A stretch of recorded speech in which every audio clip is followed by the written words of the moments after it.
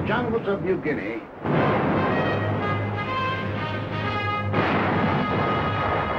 on the barren shores of the Aleutians, in the tropic heat of the Pacific Islands, in the sub-zero cold of the skies over Germany,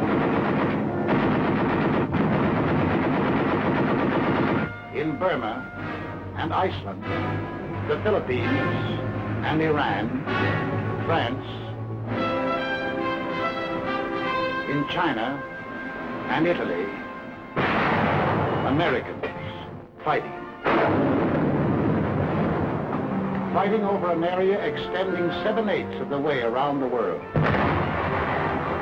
Men from the green hills of New England, the sun-baked plains of the Middle West, the cotton fields of the South, the close-packed streets of Manhattan, Chicago, the teeming factories of Detroit, Los Angeles, the endless stretching distances of the Southwest, men from the hills and from the plains, from the villages and from the cities, bookkeepers, soda jerks, mechanics, college students, rich man, poor man, beggar man, thief, doctor, lawyer, merchant, chief, now veteran fighting men. Yet 2 years ago, many had never fired a gun or seen the ocean or been off the ground. Americans, fighting for their country while half a world away from it. Fighting for their country, and for more than their country. Fighting for an idea. The idea bigger than the country. Without the idea, the country might have remained only a wilderness. Without the country, the idea might have remained only a dream.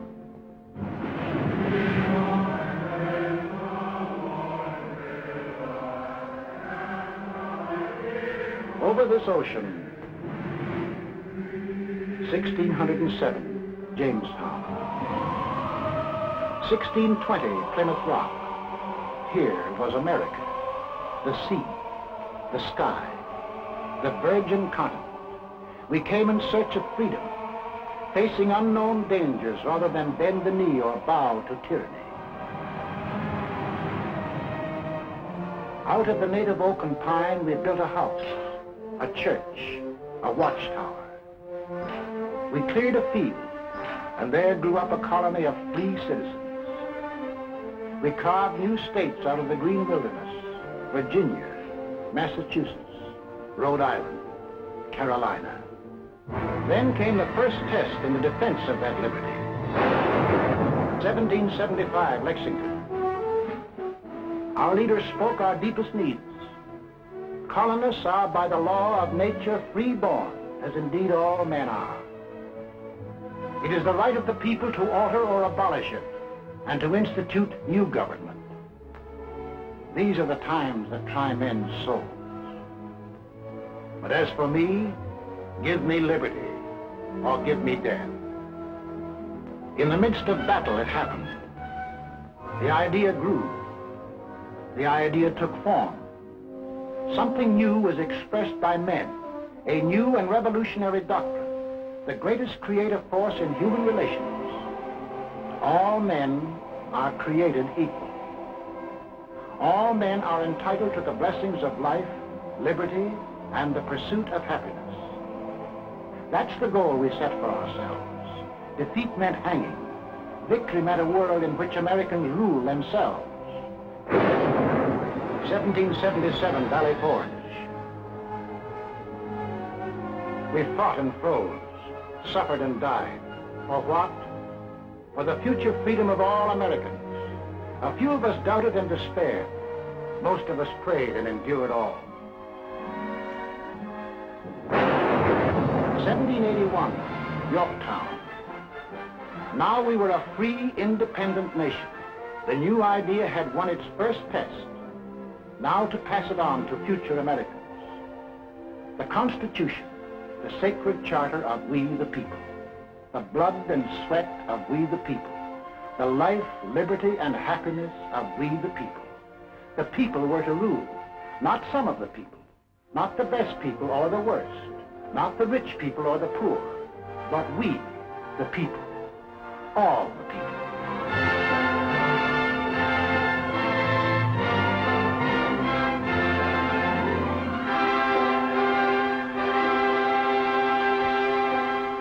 In this brotherhood, America was born. One nation, indivisible, with liberty and justice for all. We began as 13 states along the Atlantic seaboard.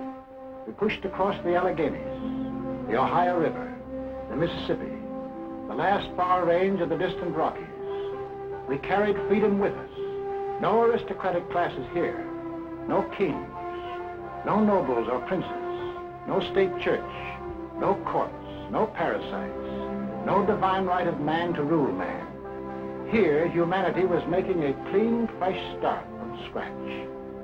Behind us, we left new states, chips off the old blocks welded together by freedom.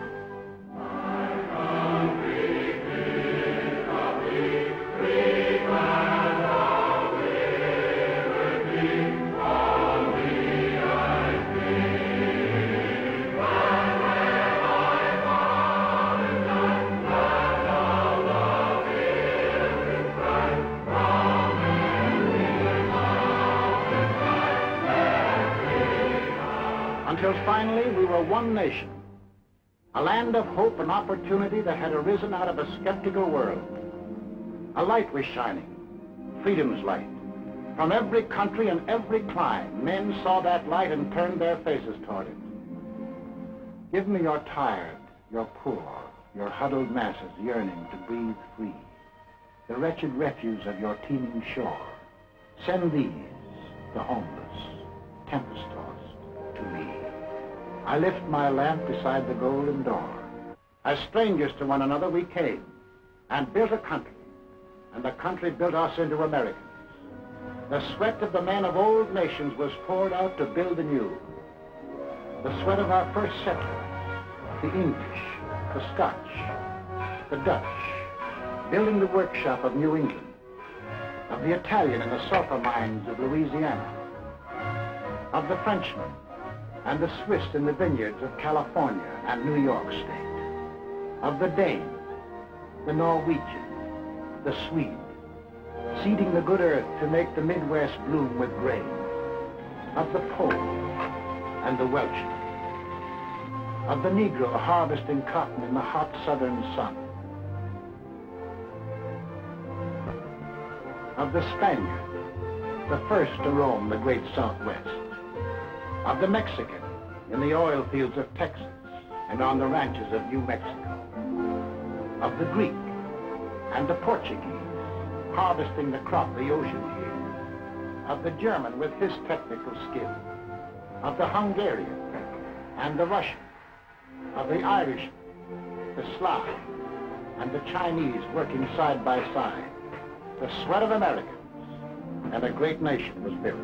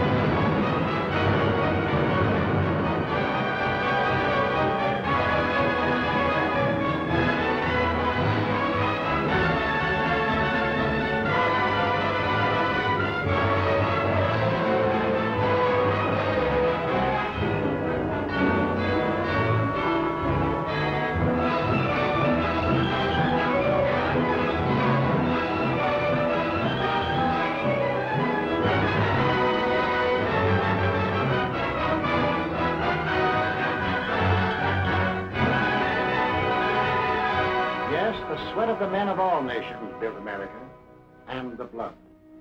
For the blood of Americans has been freely shed. 5 times in our history have we withstood the challenge to the idea that made our nation. The idea of equality for all men, life, liberty, and the pursuit of happiness. The idea that made us the people we are. Let's take a look at ourselves before we went into this war. Well, first of all, we're a working people. On the land, at the workbench, at a desk.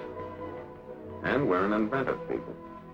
The lightning rod, cotton gin, the telegraph, the blessed anesthesia of ether, the rotary printing press, the telephone, electric welding, the incandescent lamp, the submarine, steam turbine, the motor-driven airplane, the X-ray tube, the gyroscope compass, the sewing machine, television. All these and countless more bear witness to our inventiveness.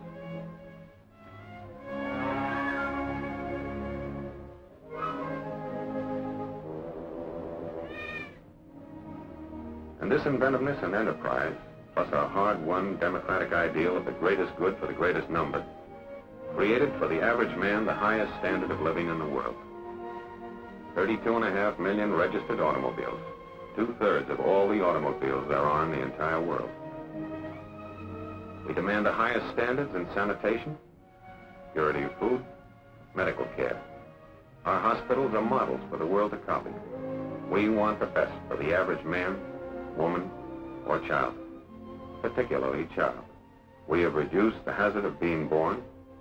From then on, we protect, foster, and generally spoil the majority of our children. But it doesn't seem to hurt them much. They go to school, all kinds of schools. To kindergarten, public schools, private schools, trade schools, high schools, to 25,000 high schools, and to college. In the last war, 20% of all the men in the armed forces have been to high school or college. In this war, 63%. We're a great 2 weeks vacation people. We hunt, and we fish. Up north, down south, back east, out west. When the season opens, we hunt and fish. And we're a sports-loving people.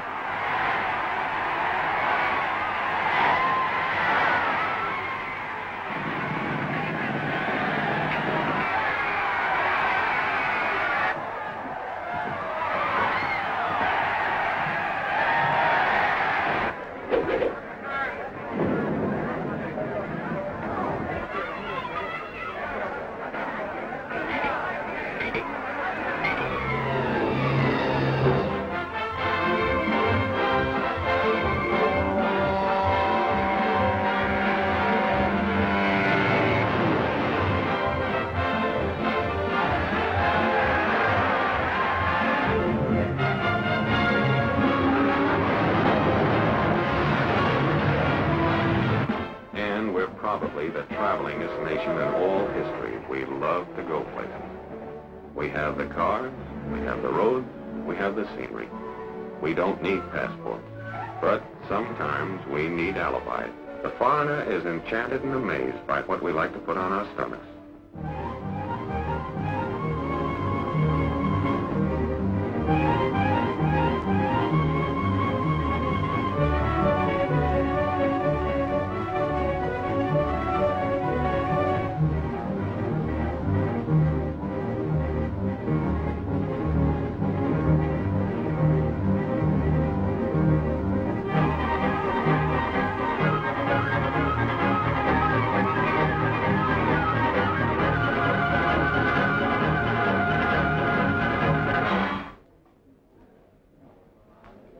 We join clubs, fraternities, unions, federations. Radios, we have one in the living room. When you think of refreshment, think of the dining room, the bedroom, the bathroom, in our cars, And in case of acid indigestion, in our hands, and up our sleeves. does your cigarette taste different lately? Music, we couldn't be without it.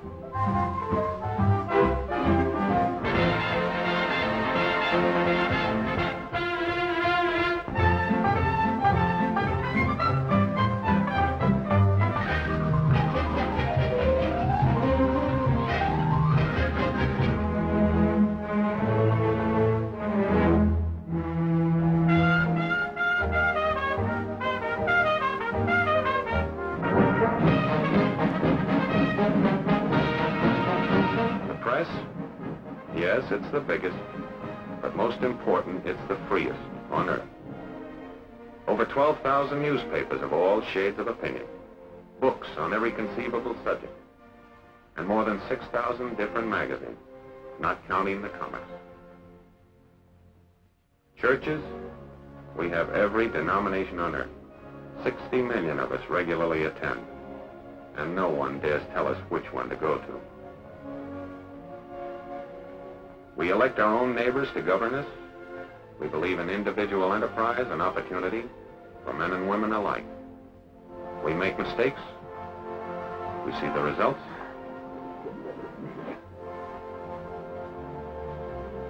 We correct the mistakes.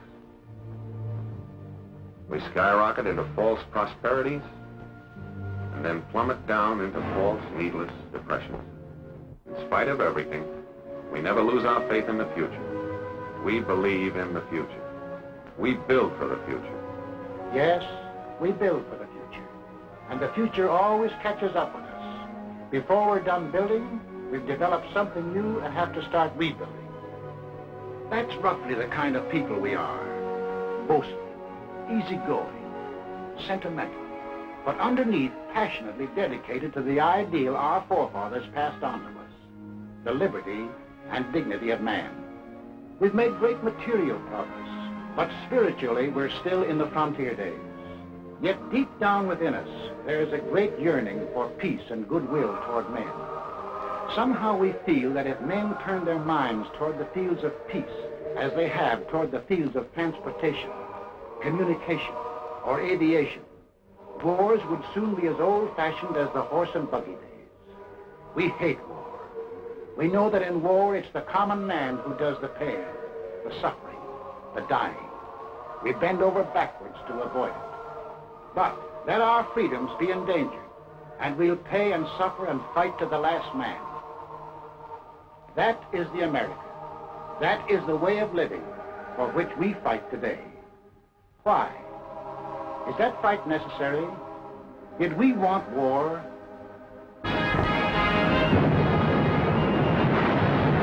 In 1917, before most of you fighting men were born, our fathers fought the First World War to make the world safe for democracy, for the common man. They fought a good fight and won it. There was to be no more war in their time or their children's time. Faithful to our treaty obligations, we destroyed much of our naval tonnage. Our army went on a reducing diet until it became little more than a skeleton. For us, war was to be outlawed. For us, Europe was far away. And as for Asia, well, that was really out of this world, where everything looked like it was torn from the National Geographic. Yet, in this remote spot in Asia, in 1931, while most of you were playing ball in the sandlots, this war started. Without warning, Japan invaded Manchuria.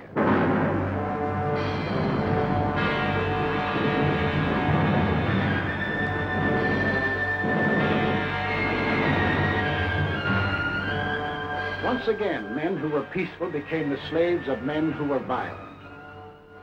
In Washington, D.C., our Secretary of State made a most vigorous protest.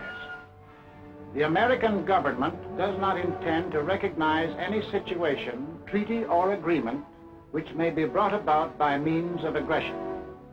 But we, the people, hadn't much time to think about Manchuria. We were wrestling with the worst depression in our history. Some of us were out of jobs. Some of us stood in bread lines. Some of us suffered homemade aggression. Some of us were choked with dust. Some of us had no place to go. 2 years later, in 1933, while most of you were graduating from high school, we read that a funny little man called Hitler had come into power in Germany.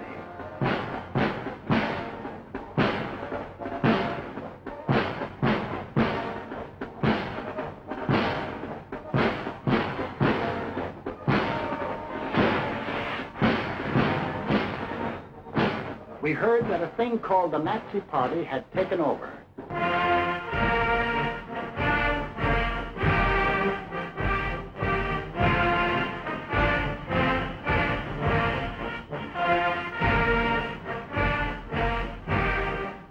we rule Germany. Tomorrow, the world. What kind of talk was that? It must be only hot air. In 1935, about the time you had your first date, we read that strutting Mussolini had attacked far-off Ethiopia.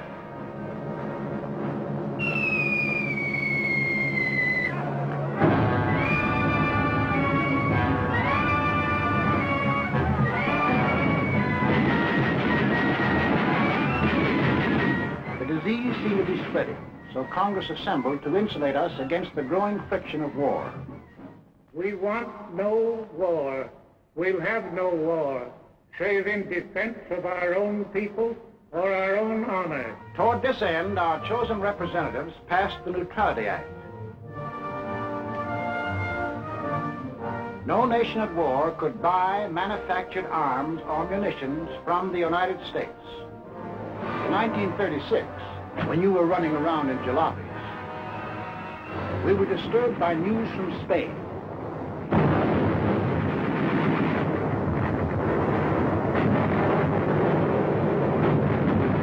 In our newsreels, we saw German and Italian air forces and armies fighting in Spain and wondered what they were doing there.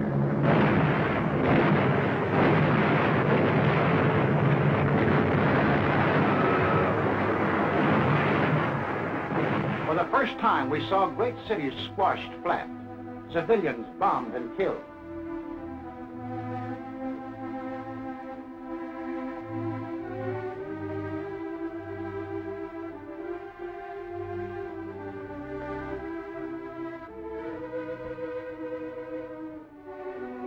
In November 1936, the American Institute of Public Opinion, known as the Gallup Poll, asked a representative cross-section of American people, if another war develops in Europe, should America take part again?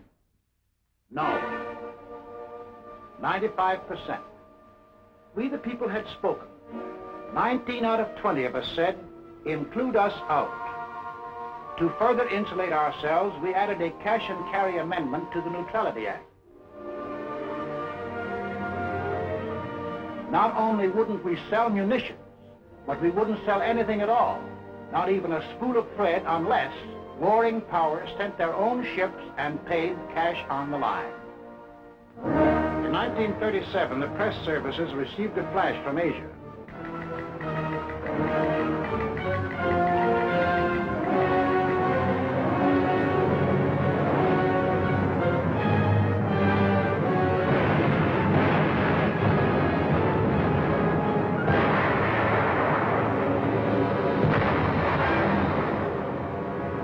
The Japs were turning Asia into a slaughterhouse. But for us, Asia was still far away. In September 1937, the Gallup poll asked us, in the present fight between Japan and China, are your sympathies with either side? We answered, with China, 43%, with Japan, 2%. Undecided, 55%. We hadn't made up our minds about China. Our Neutrality Act barred sales of armaments only to nations at war. The Japanese had not declared war, so we went right on selling scrap iron and aviation gasoline to Japan. In March 1938, Hitler had not declared war either, but his goose-stepping army suddenly smashed in and occupied all the soil of Austria. 6 months later, Hitler and his stooge met the anxious democracies at Munich. Hitler promised peace in our time if Britain and France would give him that part of Czechoslovakia known as the Sudetenland. Britain and France gave him that part of Czechoslovakia, hoping to avert war.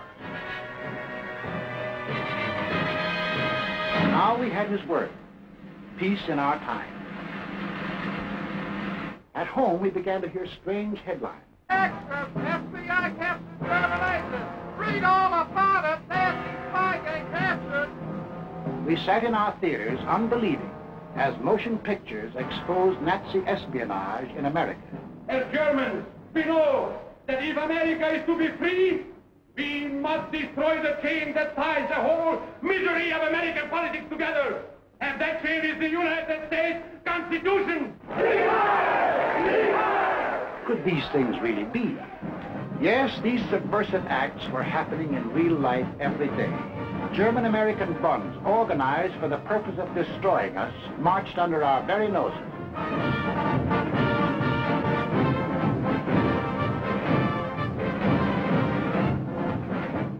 I pledge undivided allegiance to the flag of the United States of America and the republic for which it stands, one nation, indivisible, with liberty and justice for all.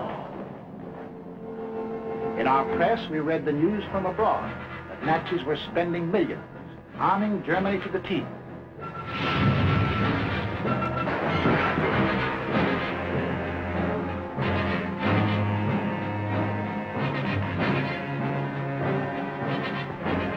We read that the Tokyo Diet was appropriating tremendous sums, converting Japan into one vast munitions plant.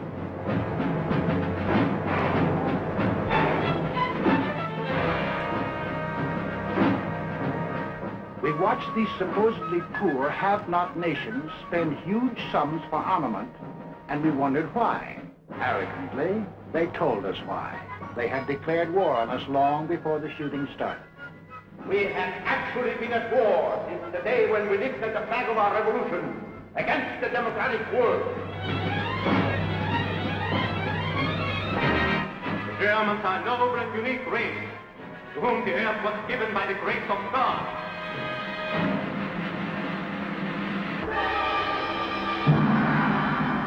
The world must come to look up to our emperor as the great ruler of all nations.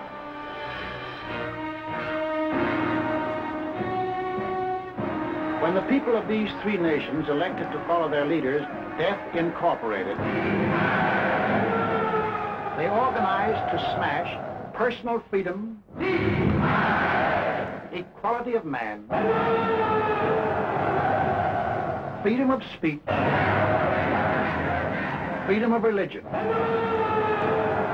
organized to smash the very principles which made us the people we are.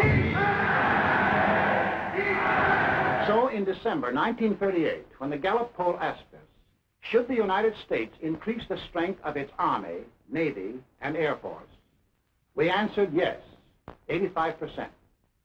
It was time to look to our defense. Gentlemen, this is the Military Affairs Committee of the United States House of Representatives meeting for the purpose of considering national defense. The Navy is asking for an increase of 25% in authorized naval tonnage in view of the grave international situation. Congress, reflecting the voice of the people, appropriated the largest sum for military use ever voted during peace in American history. We didn't dream that a few years later it would look like peanuts. On March 14, 1939, Adolf Hitler broke the pledge he made at Munich. He took over all the rest of Czechoslovakia. There would be no more peace in our time.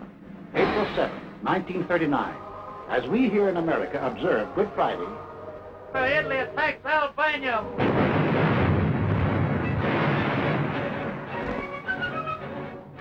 the picture was becoming clear. The conquering forces of violence were being set loose in the world. Where would they stop?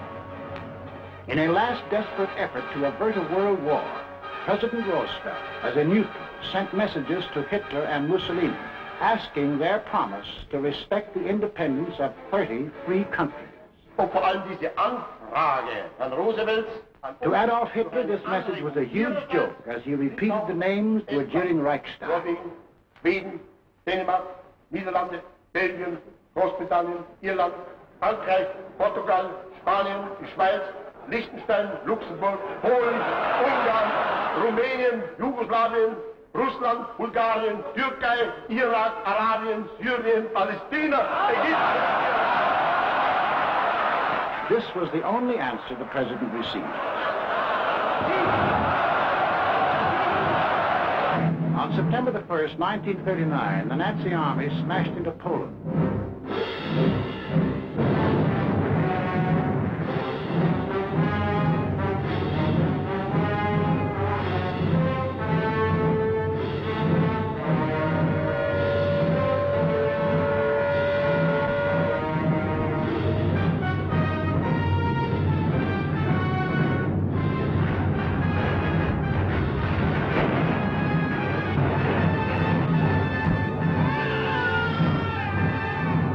England and France had a treaty with Poland. Would they act now? Adolf Hitler's all-out attack on Poland makes the long-dreaded European war a certainty. Prime Minister Chamberlain of Great Britain gave the Nazi dictator a 0 hour for withdrawing his troops from Poland. That 0 hour ends now. At this time, we transfer you to London for an important announcement by the British Prime Minister. Up to the very last, it would have been quite possible to have arranged a peaceful and honorable settlement between Germany and Poland, but Hitler would not have it. The situation in which no word given by Germany's ruler could be trusted, and no people or country could feel itself safe, had become intolerable. Now may God bless you all, and may he defend the right, for it is evil things that we shall be fighting against. And against them I am certain that the right will prevail. 6 hours after Great Britain declared war on Nazi Germany, the Republic of France followed. All France is in a maelstrom of activity. The Maginot Line has already opened fire on the Germans. The sparring is ended. World War II has begun.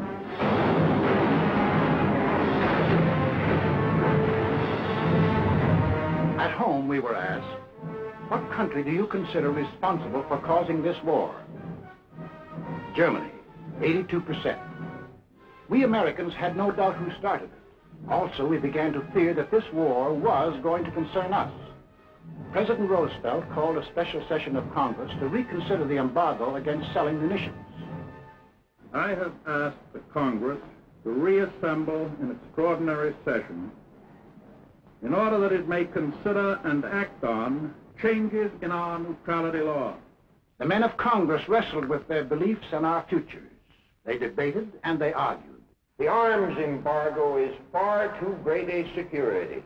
Embargo Act, as it now stands, is one-sided and works entirely to the advantage of one side. Therefore, the Embargo Act should be modified. We the people also debated and argued whether we should sell arms and munitions. When the question was put to us, we had an answer. Should we change the Neutrality Act so we can sell war supplies? Yes, 57%. Shortly after, our representatives changed the Neutrality Act. We lifted the embargo on arms and munitions. Now we would sell if purchasers would pay and take the stuff away in their own ships. Meanwhile, on the other side of the globe, Japan was busy trying to bomb, shoot, and terrorize the Chinese into submission. We began to realize that if Japan conquered 400 million Chinese, she might become so strong as to run us right out of the Pacific.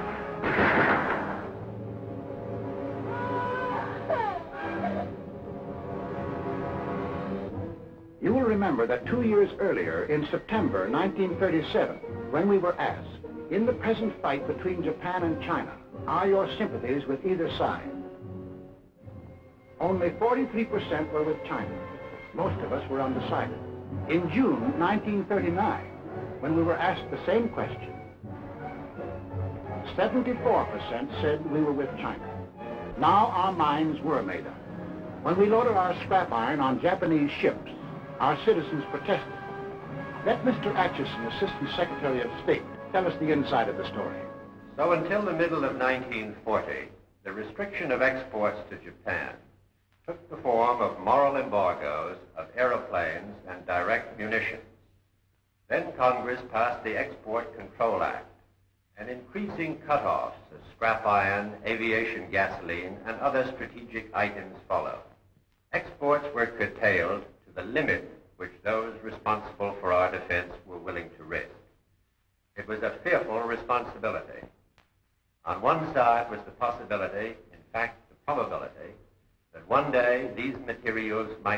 used against us. On the other side was the possibility, in fact the probability, that to cut them off would provoke an attack which we were not then prepared to resist. Finally, in the summer of 1941, as it became clear that Japan was turning her back upon every possibility of reconciliation and adjustment, and was determined upon her great gamble of conquest, all exports ceased. The leaders of Nazi Germany shifted their war machine into high gear. They overran into Denmark. They smashed into Norway. On May the 10th, 1940, they blitzed into Holland and Belgium. The Nazis are marching ahead at the fastest speed a conquering army has moved in all history. All roads in France are choked with slow-moving masses of refugees. Nazis with dive bombers are scraping and bombing thousands of helpless women and children. Mr. Geltenborg. Good evening, everybody. Tonight, it seems clearly apparent that the first great phase of the war in the West has been won by Germany. The army of French and British has made a valiant battle in its effort to retreat to Dunkirk, where there is some slight chance that some part of it will be evacuated. Adolf Hitler's mechanized forces are racing toward Paris as French resistance collapses. On this 10th day of June, 1940, the hand that held the dagger has struck it into the back of its neighbor. This is William L. Shirer speaking from the forest of Compiègne, where Adolf Hitler today is handing his armistice terms to France. It is 3:15 p.m.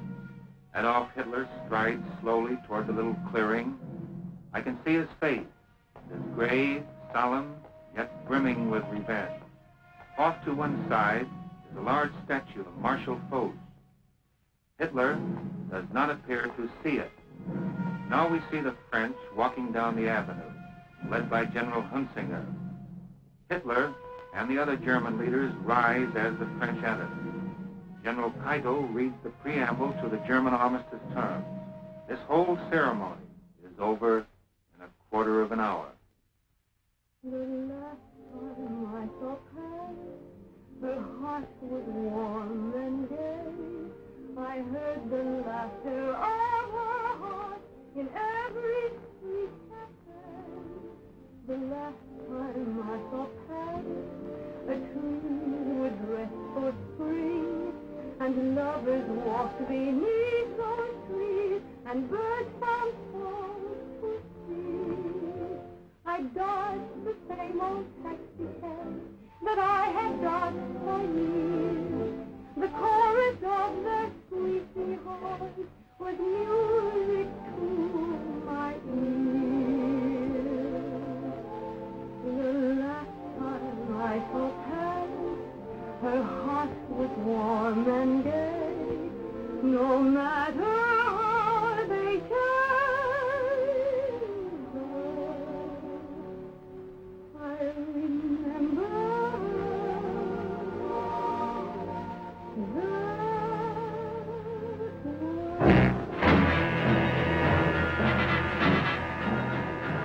Conquering armies now stood on the shores of the Atlantic.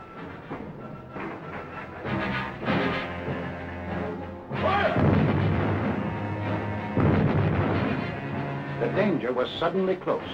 Countries conquered by the Nazis had possessions outside of Europe. Some of these possessions are in America.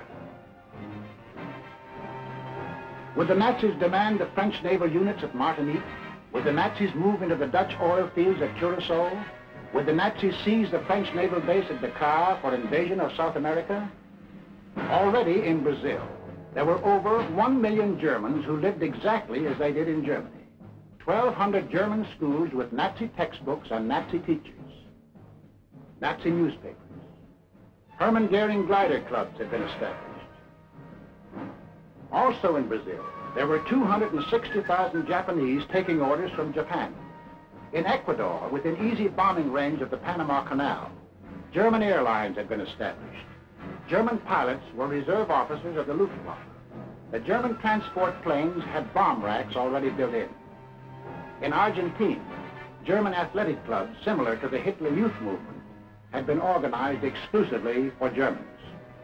Here was a fifth column, ready to take over. In Havana, we met with 20 other American republics. There must not be a shadow of a doubt anywhere as to the determination of the American nations not to permit the invasion of their hemisphere by the armed forces of any power or any possible combination of powers.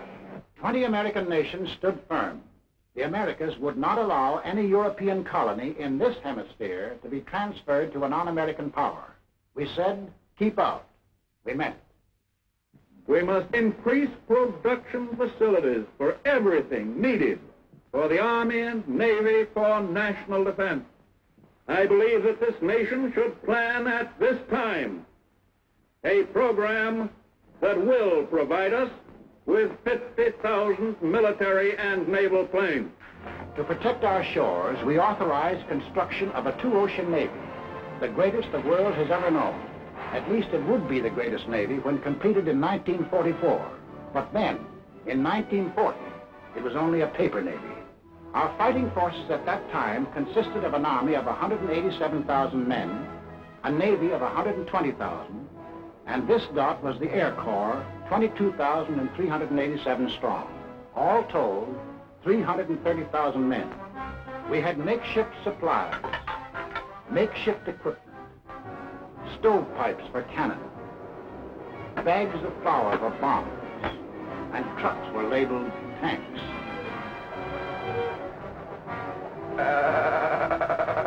Our infantry had exactly 488 machine guns. We possessed 235 pieces of field artillery, 10 light and 18 medium tanks. That was the Army of the United States in May 1940, the month in which the Nazis overran France. So we called our Minutemen, the National Guard of the 48 states.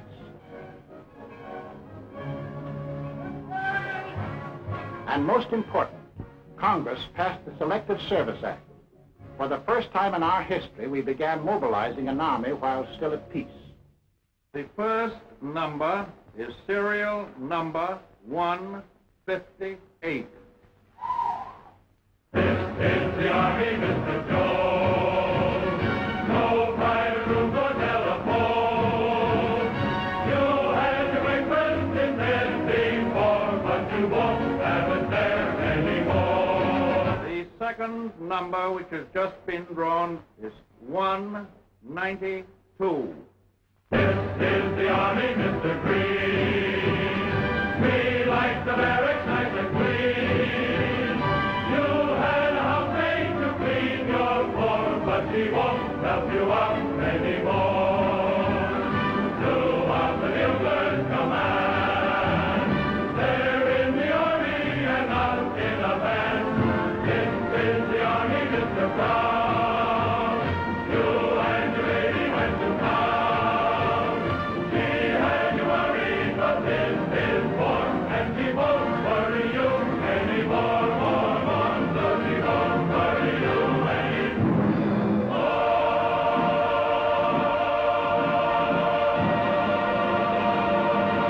It wasn't too soon. Time was running out. The Nazis had begun their shattering blitz on Britain. Hello, America. This is Edward Murrow speaking from London.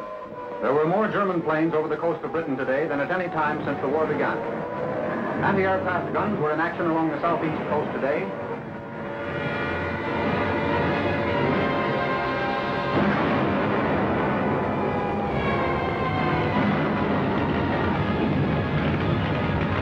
Back on Main Street, USA, daily we followed Britain's life struggle. For if Britain died, we would be in grave peril. Our first line of defense in the Atlantic, the British fleet, might go to Nazi Germany. We would be unprotected, our shores, our people, our homes endangered. Britain must not fall.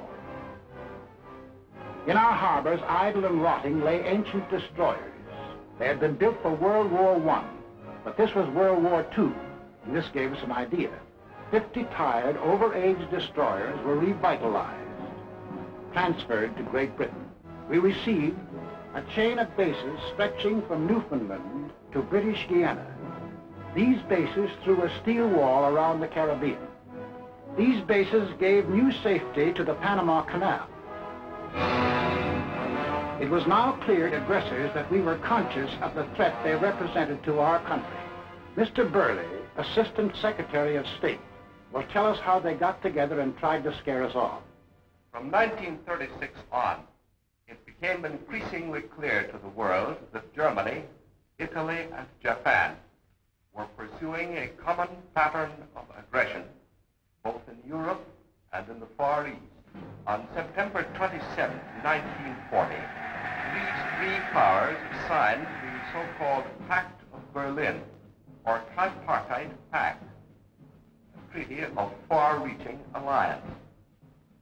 By that treaty, it was provided that the three countries would assist one another with all political, economic, and military means when one of the powers was attacked, note particularly the use of the word attacked, by a power not then involved in the European War or in the Chinese-Japanese conflict.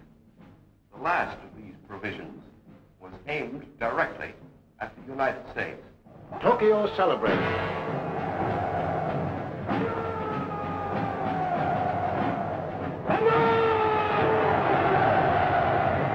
Rome cheered.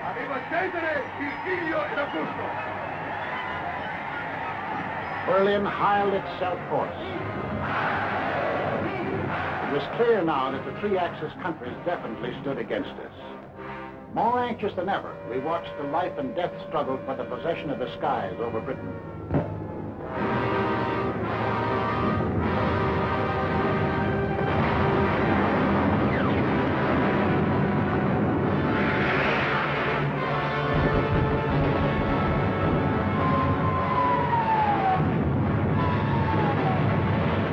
Despite the propaganda and confusion of recent months, it is now obvious that England is losing the war. England will not only survive, England will win.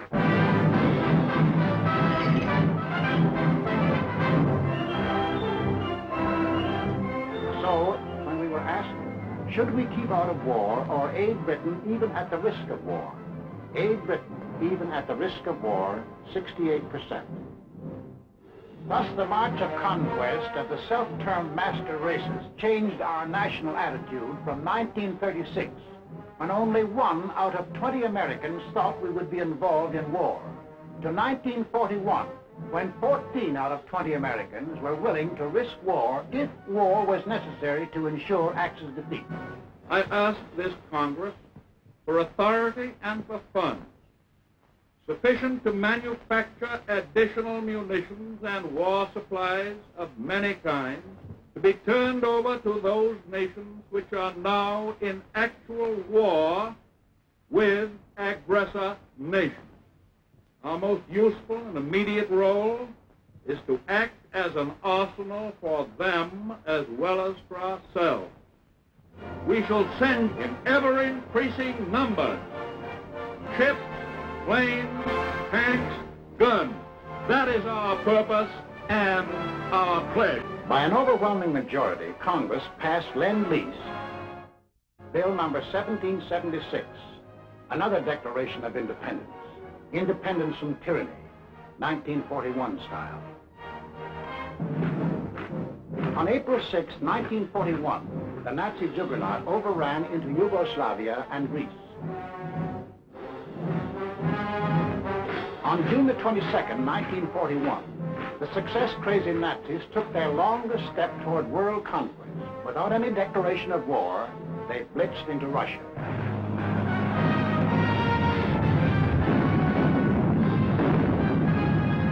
We were determined not to let down any nations defending themselves against unprovoked attack.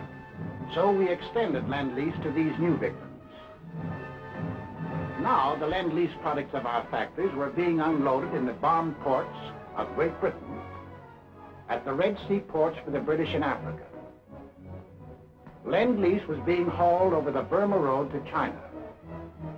Lend-Lease was piling up in Murmansk, and Iran for Russia. Why did we supply war materials to the countries defending themselves against Axis aggression? Was it our natural sympathies for people unwilling to lose their freedom? Was it our ancient antagonism to conquerors imposing their rule on others by force? Yes, partly. But principally it was because the American people had become certain that they were on the list of free nations to be conquered. Two worlds are in conflict, two philosophies of life. One of these two worlds must break asunder. And we were the leading example of that free world that Hitler was committed to breaking asunder. What would have been our defensive position if the aggressors had succeeded in conquering Britain, Russia, and China? German conquest of Europe and Africa would bring all their raw materials, plus their entire industrial development, under one control. Of the 2 billion people in the world, the Nazis would rule roughly 1/4, the 500 million people of Europe and Africa, forced into slavery to labor for Germany. German conquest of Russia would add the vast raw materials and the production facilities of another of the world's industrial areas. And of the world's people, another 200 million would be added to the Nazi labor pile. Japanese conquest of the Orient would pour into their factory the almost unlimited resources of that area. And of the peoples of the earth, 1,000 million would come under their rule, slaves for their industrial machines. We in North and South America would be left with the raw materials of 3/10 of the Earth's surface against the Axis with the resources of 7/10. We would have one industrial region against their 3 industrial regions. We would have 1/8 of the world's population against their 7/8. If we, together with the other nations of North and South America, could mobilize 30 million fully equipped men, the Axis could mobilize 200 million. Thus, an Axis victory in Europe and Asia would leave us alone and virtually surrounded, facing enemies 10 times stronger than ourselves. These are the reasons that led us, the American people, to change the Neutrality Act, to send aid to Britain, to Russia, to China, to make ourselves the arsenal of democracy. These are the reasons why now the first American troops set forth into the Atlantic to occupy new bases in Greenland and Iceland with the consent of their local governments. In our hands, bases of defense.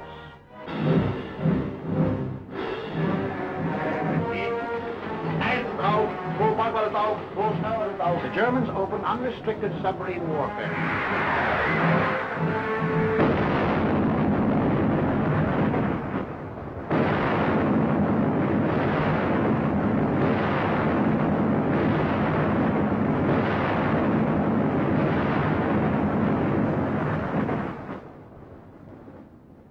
If today our Navy should make secure the seas for the delivery of our munitions to Great Britain, it will render as great a service to our country and to the preservation of American freedom as it has ever rendered in all its glorious history.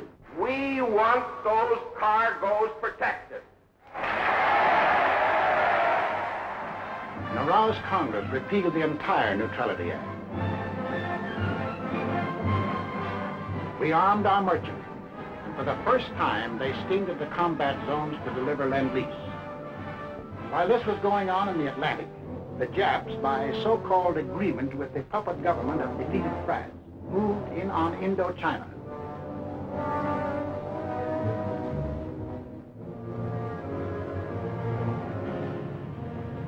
There were now only 2 threats to their plan for conquest of Greater East Asia. First was their northern neighbor, Russia, the only military power within striking distance of Japan. The Nazis were taking care of Russia. The second threat to Japanese conquest was us. Japanese southward expansion was too dangerous to attempt with our bases still standing in the Philippines and our supply lines opened to Wake, to Midway, and to Hawaii. We were in their way. We had to be removed. But in the Japanese way. Off to Washington went Special Ambassador Kuroso on what the Japs said was a mission of peace. But carefully synchronized with his departure from Tokyo was the departure of a Jap task force under sealed orders, not on a mission of peace. On November 14th, Mr. Kuroso arrived in San Francisco, smiling his toothy smile as he sang the old song of Japanese friendship. The Japanese were a peace-loving people. Their whole policy was devoted to the establishment of permanent peace in Asia. Our aid to China was delaying the establishment of that peace. Our refusal to sell them oil and scrap was interfering with the establishment of that peace. Our objections to their taking over the East Indies, Greater East Asia, was an interruption in the establishment of that peace. All they wanted was peace. On November 17th, Mr. Kuroso and Japanese Ambassador Nomura were received by the President in the presence of the Secretary of State, Cordell Hull. It very quickly became clear that the Japanese had brought no new proposals and that the Japanese intended to continue their campaign to conquer China and all East Asia. However, on November 26th, our Secretary of State presented the Japanese with the basis for peaceful agreement between the two nations. The proposal was forwarded to Tokyo. The Japs had to stall for time, but only a short time. The task force was nearing its goal. Sunday, December 7th, 1941.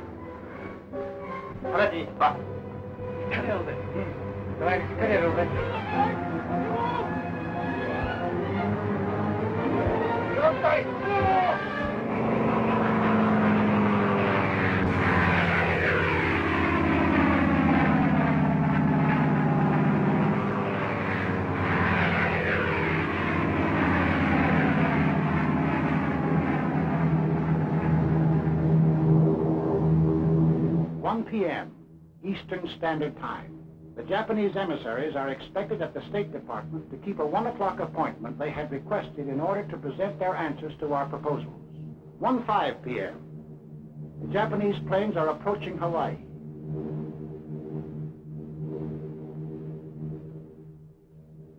1:10 p.m. The Japanese emissaries telephoned to postpone their appointment until 1:45. 1:20 p.m.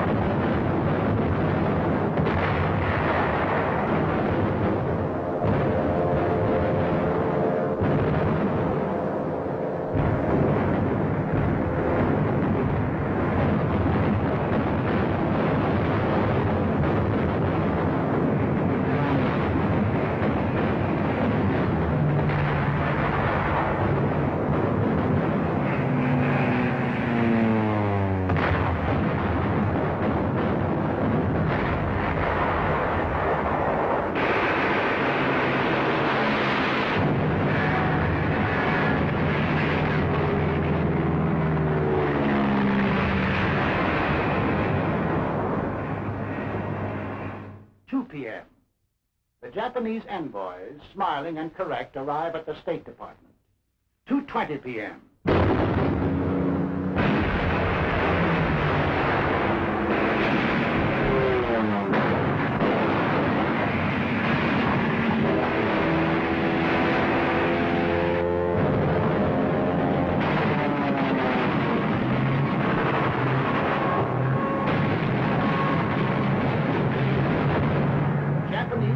Had been sowing death and destruction for an hour on American outposts in the Pacific when the Japanese envoys presented a memorandum to Mr. Hull. Here is the memorandum presented to me. As you can see, it is quite a lengthy document. I read it hurriedly, discovering that It contained a recital of monstrous accusations against the United States, aiming for the extension of the war, preparing to attack Germany and Italy, two powers striving to establish a new order in Europe, and ignoring Japan's sacrifices in the 4 years of the China affair, menacing the empire's existence itself, and disparaging its honor and prestige. After reading the note, I said to the Japanese emissaries, I have never seen a document that was more crowded with infamous falsehood and distortions on a scale so huge that I never imagined that any government on this planet was capable of uttering them.